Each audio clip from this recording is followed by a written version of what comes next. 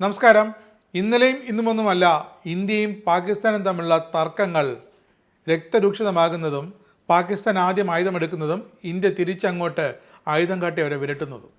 പക്ഷേ പാകിസ്ഥാൻ അറിയാം ഇന്ത്യ ചേരിചേരാ നയത്തിൽ അത്രയ്ക്കധികം ആകൃഷ്ടനായതുകൊണ്ട്, മറ്റ് രാജ്യങ്ങളുടെ മുന്നിൽ ഒരു ചേരിയും പിടിക്കാതെ നിൽക്കുന്നത് കൊണ്ട്, ആരെയും വിരട്ടാതെ സമാധാനമെന്ന മഹാത്മാഗാന്ധിയുടെ ആ സന്ദേശം ഇന്ത്യ ഇപ്പോഴും ഉൾക്കൊണ്ട് മുന്നോട്ട് പോകുന്നത് കൊണ്ട് തന്നെ ഇന്ത്യയിൽ ഏത് സർക്കാർ വന്നാലും, BJP സർക്കാർ വന്നാലും അല്ല കോൺഗ്രസ് സർക്കാർ വന്നാലും മറ്റേതെങ്കിലും മുന്നണി സർക്കാർ വന്നാലും, ഇന്ത്യക്കാരനായാൽ വളരെ അഹിംസാവാദിയും ശാന്ത സ്വഭാവത്തോടെയും കൂടി ഏത് പ്രശ്നത്തെയും കൈകാര്യം ചെയ്യുമെന്ന് പാകിസ്ഥാൻ വ്യക്തമായി അറിയാം.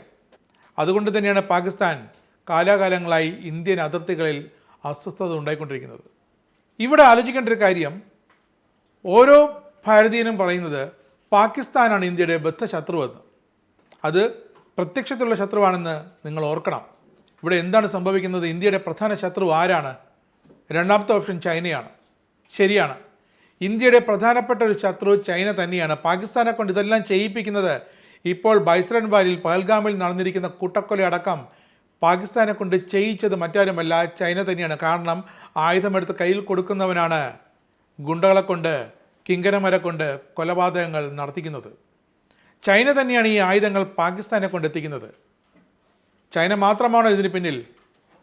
നിങ്ങളാരും കരുതുക പോലും ചെയ്യാത്തൊരു രാജ്യം കൂടിയുണ്ട്. ഒരു ഏഷ്യൻ രാജ്യമാണ് തുർക്കി. അടുത്തിടെയാണ് കേരളത്തിൻ്റെ വകയെ തുർക്കി ഭൂകമ്പത്തിൽ ഇരയായവർക്ക് സമാശ്വാസ ധനസഹായമായി 10 കോടി രൂപ കേരള സർക്കാർ കൈമാറിയത്. ഇപ്പോൾ കേരള സർക്കാർ ആലോചിക്കുന്നുണ്ടാകും എന്തിനാ തുക കൊടുത്തുവെന്ന്. കാരണം തുർക്കി ഇന്ത്യയുടെ ശക്തനായൊരു എതിരാളിയാണെന്ന് വേണമെങ്കിൽ പറയാം. ഇന്ത്യക്കെതിരെ വളർന്നുകൊണ്ടിരിക്കുന്ന ഒരു ആയുധ കച്ചവടക്കാരനായി മാറിയിരിക്കുന്നു തുർക്കി. ആ തുർക്കിയെയാണ് ഇപ്പോൾ ഒരു ഭൂകമ്പത്തിൽ ഇന്ത്യ കയച്ച് സഹായിച്ചതും. പക്ഷേ ഇതുപോലൊരു അവസരം വന്നപ്പോൾ ഇന്ത്യക്കിട്ട് തന്നെ പണിയാൻ തുർക്കി മുന്നിൽ നിന്ന് എന്നാണ് ഇപ്പോഴത്തെ സംഭവ വികാസങ്ങൾ തെളിയിക്കുന്നത്. അതിന് UN രേഖകളുണ്ട്. UN രേഖകൾ തപ്പി പോവുകയും വേണ്ട. പാകിസ്ഥാൻ്റെയും ബംഗ്ലാദേശിൻ്റെയും ചൈനയുടെയും ഒക്കെ നീക്കം അറിഞ്ഞാൽ മതി. കാരണം ചൈന അവിടെ നിൽക്കട്ടെ, അമേരിക്ക കഴിഞ്ഞാൽ ഏറ്റവും വലിയ ആയുധ കച്ചവടക്കാരൻ ചൈനയാണ്. ചൈന ഏഷ്യയിൽ ഏറ്റവും കൂടുതൽ ആയുധങ്ങൾ വിൽക്കുന്നത് പാകിസ്ഥാന്, തൊട്ട് പിന്നാലെ ബംഗ്ലാദേശിന്, അങ്ങനെ പല രാജ്യങ്ങൾക്കുമുണ്ട്. തുർക്കിയോ? തുർക്കി ഏഷ്യൻ രാജ്യങ്ങൾക്ക് മാത്രമല്ല, തുർക്കി ആയുധങ്ങൾ സപ്ലൈ ചെയ്യുന്നുണ്ട്. കാരണം തുർക്കിയുടെ ഇപ്പോഴത്തെ ഏറ്റവും വലിയ വരുമാന മാർഗം അവരുണ്ടാക്കുന്ന വിമാനവേദ മിസൈലുകൾ, ഭൂഖണ്ഡാന്തര മിസൈലുകൾ അടക്കമുള്ള ശത്രു ആയുധവേദ മിസൈലുകളെയും ഒക്കെ മറ്റ് രാജ്യങ്ങൾക്ക് വിറ്റ് കാശാക്കുന്നതിലാണ്. അതിൽ പാകിസ്ഥാനെ വിൽക്കുന്നുണ്ട്, ബംഗ്ലാദേശിന് വിൽക്കുന്നുണ്ട്, ഏഷ്യയിലെ മറ്റ് രാജ്യങ്ങൾക്ക് തുർക്കി വിൽക്കുന്നുണ്ട്. കാരണം അതൊക്കെ ഇതുവരെ തുർക്കിയുടെ മാന്യമായൊരു മൂടുപടത്തിൻ്റെ പേരിലായിരുന്നു തുർക്കി ആ കച്ചവടം നടത്തിക്കൊണ്ടിരുന്നത്. ഇപ്പോൾ $8 ബില്യൺ കച്ചവടമാണ് സൗദി അറേബ്യയും വിമാനവേദ മിസൈലുകൾ വാങ്ങാനായി സൗദി അറേബ്യയുമായി തുർക്കി ഉണ്ടാക്കിയിരിക്കുന്നത്. അങ്ങനെ പല അറബ് രാജ്യങ്ങളുമായും തുർക്കി ഈ കച്ചവടത്തിൽ ഏർപ്പെട്ട് കഴിഞ്ഞു.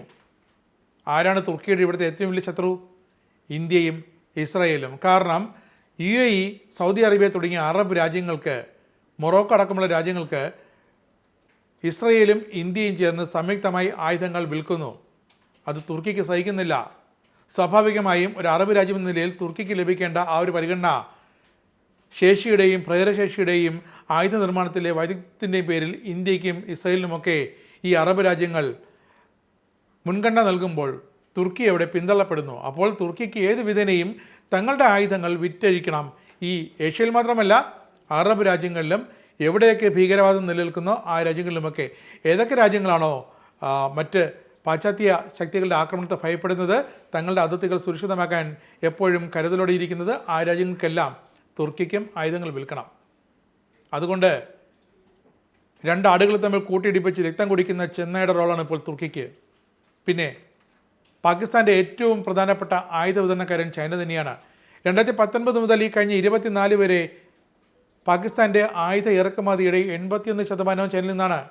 തങ്ങൾക്ക് വേണ്ട ആയുധത്തിൻ്റെ 90% പാകിസ്ഥാൻ ഇറക്കുമതി ചെയ്യുന്നു. അതിൽ 81% നൽകുന്നത് ചൈന തന്നെയാണ്. അമേരിക്ക അടക്കം ചൈനയ്ക്ക് ആയുധങ്ങൾ നൽകുന്നില്ല, അമേരിക്ക അടക്കം പാകിസ്ഥാൻ ആയുധം നൽകുന്നില്ല. അതുകൊണ്ട് ചൈന അമേരിക്കൻ വിമാനങ്ങളടക്കം കോപ്പി അടിച്ച് പാകിസ്ഥാനെ വിൽക്കുന്നു. അതുതന്നെയാണ് ഇടയ്ക്ക് പാകിസ്ഥാനിലെ ചില പീരങ്കികൾ, വിമാനവേദ പീരങ്കികൾ, അത് പണിമുടക്കിയപ്പോൾ അന്വേഷിച്ചപ്പോൾ അറിഞ്ഞത് അമേരിക്കൻ യുദ്ധ ടാങ്കുകളെ അനുകരിച്ച് ചൈന നിർമ്മിച്ചു കൊടുത്തവയാണ്. അതുപോലെ തന്നെയാണ് അഞ്ചാം തലമുറ യുദ്ധവിമാനങ്ങൾ എന്ന് പറഞ്ഞ് നാലാം തലമുറയോ മൂന്നാം തലമുറയോ പോലും ശേഷിയില്ലാത്ത ചില J-17 പോലുള്ള യുദ്ധവിമാനങ്ങൾ ചൈന പാകിസ്ഥാന് നിർമ്മിച്ച് കൈമാറിയത് പാകിസ്ഥാന് അന്ന് ധാരാളം പണമുണ്ടായിരുന്നു, ചൈനയ്ക്ക് ആ പണം ആവശ്യമായിരുന്നു. ചൈന ഇപ്പോഴും കാണുന്നത് പാകിസ്ഥാന് തങ്ങളുടെ ആയുധങ്ങൾ ഇമ്പോർട്ട് ചെയ്യുന്ന ഏറ്റവും വലിയ രാജ്യമായിട്ടാണ്. ഒരുപക്ഷെ ഉക്രൈനായിരുന്നു കഴിഞ്ഞ 2024 ലോകത്തെ ഏറ്റവും കൂടുതൽ ആയുധങ്ങൾ ഇറക്കുമതി ചെയ്തത്. അതിനെപ്പോലും കവച്ചു വയ്ക്കുന്ന രീതിയിലാണ് പാകിസ്ഥാൻ ഒരു യുദ്ധവും കടന്നു ചെല്ലാത്ത ആഭ്യന്തര ദാരിദ്ര്യവും ആഭ്യന്തര ലഹളകളും ഒക്കെ നടക്കുന്ന പാകിസ്ഥാൻ എന്തിനാണ് ഇത്രയും വലിയ ആയുധങ്ങൾ ഇന്ത്യക്കെതിരെ പ്രയോഗിക്കാൻ? അത് പാകിസ്ഥാൻ എന്തിന്? പാകിസ്ഥാനല്ല ആവശ്യം, ചൈനയ്ക്കാണ് ആവശ്യം. പാകിസ്ഥാൻ്റെ പ്രധാന ആയുധ കൈമാറ്റക്കാരിൽ നെതർലാൻഡ്സും തുർക്കിയും ഉൾപ്പെടുന്നുണ്ട്, UK ഉണ്ട്. സംശയിക്കേണ്ട, UK ആയുധ നിർമ്മാണ രംഗത്ത് ഒരു ശക്തിയാകാൻ ശ്രമിച്ചുകൊണ്ടിരിക്കുകയാണ്. അവരും പാകിസ്ഥാൻ ആയുധങ്ങൾ കൈമാറുന്നുണ്ട്. പക്ഷേ പാകിസ്ഥാൻ്റെ പ്രാഥമിക ആയുധ വിതരണക്കാരൻ ചൈന തന്നെയാണ്. ആഗോളതലത്തിൽ ആയുധ കയറ്റുമതിയിൽ ചൈനയുടെ പങ്ക് 5.9%. ആ ആയുധങ്ങളിൽ ഭൂരിഭാഗവും പോയത് പാകിസ്ഥാനിലേക്ക്. ആ കാലയളവിൽ ചൈനയുടെ മൊത്തം ആയുധ കയറ്റുമതിയുടെ 63% പാകിസ്ഥാനിലേക്കായിരുന്നു. ആകെ മൂല്യം $5.28 ബില്യൺ ആയുധങ്ങൾ. ചൈനയുടെ അടുത്ത ഏറ്റവും കൂടുതൽ ആയുധം വാങ്ങുന്ന രാജ്യം സെർബിയയാണ്. അത് വെറും 6.8% മാത്രമേ ഉള്ളൂ. തൊട്ടു പിന്നിലെ തായ്ലൻഡ് ഉണ്ട്, 4.6%. ഈ കാലയളവിലാണ് പാകിസ്ഥാൻ്റെ മൊത്തം ആയുധ ഇറക്കുമതി ചൈനയിൽ നിന്നും 61% വർദ്ധിച്ചത്. കാരണം അമേരിക്ക പാകിസ്ഥാൻ ആയുധങ്ങൾ നൽകുന്നില്ല. അപ്പോൾ മറ്റാർക്കും ആര് കൊടുക്കും? ചൈന കൊടുക്കും. പാകിസ്ഥാന് മാത്രമല്ല, ഇനിയിപ്പോൾ അടുത്ത ഭീഷണി ഇന്ത്യക്ക് വരാൻ പോകുന്നത് ബംഗ്ലാദേശിൽ നിന്നുമാണ്. ഈ ബംഗ്ലാദേശിനും ആയുധങ്ങൾ ഇപ്പോൾ വിൽക്കുന്നത് തുച്ഛമായ തുകയ്ക്ക്, എണ്ണയിട്ടാൽ പോലും തിരിയാത്ത തോക്കുകളടക്കം ചൈന ഇപ്പോൾ ബംഗ്ലാദേശിന് വിൽക്കുന്നുണ്ട്. അതുകൊണ്ട് തന്നെയാണ് ബംഗ്ലാദേശ് ഇപ്പോഴത്തെ ബംഗ്ലാദേശിലെ യൂണിറ്റ് സർക്കാർ ഇന്ത്യക്കെതിരെ തിരിഞ്ഞിരിക്കുന്നതും. ചൈന ബംഗ്ലാദേശിനെ പാകിസ്ഥാനെ പോലെ ഇന്ത്യക്കെതിരെ തിരിച്ചിരിക്കുന്നു. ഇന്ത്യയുടെ അതിർത്തി പങ്കിടാത്ത തുർക്കിക്ക് വരെ പാകിസ്ഥാന് ആയുധങ്ങൾ കൈമാറണമെങ്കിൽ തുർക്കിയുടെ ലക്ഷ്യം ഇന്ത്യ തന്നെയാണ്. തുർക്കിയുടെ ലക്ഷ്യം എന്താണ്? ഏഷ്യയിലെ ഏറ്റവും വലിയൊരു ആയുധ വിൽപ്പന വാണിജ്യ കോറിഡോറായി മാറ്റുക തങ്ങളുടെ രാജ്യത്തു നിന്നാണ്. അതുകൊണ്ട് അവർ ഇന്ത്യയെ കരുവാക്കാൻ, ഇന്ത്യക്കെതിരെ ഇന്ത്യയെ തകർത്ത്, ഇന്ത്യയുടെ സാമ്പത്തിക ഭദ്രത തകർത്ത് നാമാവിശേഷമാക്കാൻ അവർ പാകിസ്ഥാന് ആയുധങ്ങൾ തുച്ഛമായ വിലയ്ക്ക് കൈമാറുന്നു. അപ്പോൾ ഇന്ത്യയെ തകർക്കാൻ ഇപ്പോൾ ശ്രമിക്കുന്നത് ചൈനയും തുർക്കിയുമാണ്. പാകിസ്ഥാനെ മുന്നിൽ നിർത്തി അവരാ കൃത്യമായി നിർവഹിക്കാൻ ശ്രമിക്കുന്നു, പദ്ധതികളിടുന്നു. ഇതുമാത്രമല്ല, തുർക്കിയിൽ നിന്നും പാകിസ്ഥാൻ വാങ്ങിക്കൂട്ടിയിരിക്കുന്നത് നിരീക്ഷണ ഡ്രോണുകൾ, ഗൈഡഡ് മിസൈൽ വിക്ഷേപണ ലോഞ്ചറുകൾ, ഇവയൊക്കെ. കാരണം ഒരു വ്യോമ ആക്രമണം ഇന്ത്യയിൽ നിന്നുണ്ടായാൽ ഈ തുർക്കിയുടെയും ചൈനയുടെയും ആയുധങ്ങളാകും പാകിസ്ഥാൻ എടുത്ത് പ്രയോഗിക്കുക എന്ന് വ്യക്തം. ചൈനയ്ക്ക് എങ്ങനെയെങ്കിലും ഇന്ത്യ തകർത്ത് കാണണം. അതുകൊണ്ട് തന്നെയാണ് ഇപ്പോൾ തുർക്കിയെ പരോക്ഷമായി ചൈന സഹായിക്കുന്നു. ചൈനയും തുർക്കിയും കൂടി പാകിസ്ഥാനെ ഇന്ത്യക്കെതിരായ ആയുധങ്ങൾ കൈമാറ്റം ചെയ്യുന്നു. അതുകൊണ്ട് തന്നെയാണ് ഇപ്പോൾ പഹൽഗാമിലടക്കം ഇപ്പോഴൊരു പെട്ടെന്ന് പാകിസ്ഥാൻ ഒരു തോന്നലുണ്ടാകുന്നു, ഇന്ത്യയിലേക്കൊരു ഭീകര ആക്രമണം നടത്തണം എങ്കിൽ പാകിസ്ഥാൻ മാത്രം വിചാരിച്ചതല്ല ആക്രമണം. അത് തുർക്കിയും ചൈനയും ഒക്കെ പ്ലാൻ ചെയ്ത് ഏഷ്യൻ രാജ്യമായ ഇന്ത്യക്കെതിരെ വ്യക്തമായ ആസൂത്രണത്തോടെ നടപ്പാക്കിയ ആ ഒരു യുദ്ധതന്ത്രം തന്നെയാണ് ഇപ്പോൾ ഈ രണ്ട് രാജ്യങ്ങളും ചേർന്ന് പാകിസ്ഥാനെ കൊണ്ട് ചെയ്യിച്ചിരിക്കുന്നത് എന്തുകൂടിയെന്ന് ഓർമ്മിക്കണം. നിങ്ങൾക്കും ആനന്ദ മീഡിയയുടെ പ്രേക്ഷകരിൽ ഒരാളാകണ്ടേ? യൂറോപ്പിലും US ലും ആഫ്രിക്കയിലും അടക്കം പ്രവാസികൾ ഉള്ളയിടങ്ങളിലൊക്കെ ജനപ്രിയ ചാനലുമായി ആനന്ദ് മീഡിയ ഒപ്പമുണ്ട്.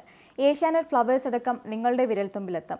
ആദ്യം റോക്കു ബോക്സ് സ്വന്തമാക്കുക, അതിൽ നിന്നും ആനന്ദ് മീഡിയ ആപ്ലിക്കേഷൻ ഡൗൺലോഡ് ചെയ്യുക, ഇൻസ്റ്റാൾ ചെയ്യുക. എന്നിട്ട് 02085866511 എന്ന നമ്പറിൽ ഞങ്ങളുടെ കസ്റ്റമർ കെയറിൽ ബന്ധപ്പെടുക. അല്ലെങ്കിൽ +91 735 660 3747 എന്ന നമ്പറിൽ വാട്സപ്പ് ചെയ്യുക. ആനന്ദ് മീഡിയയുടെ സേവനങ്ങൾ സ്വന്തമാക്കുക. മറ്റു ചാനലുകൾക്കൊപ്പം ആനന്ദ് TVയും എൻജോയ് ചെയ്യുക.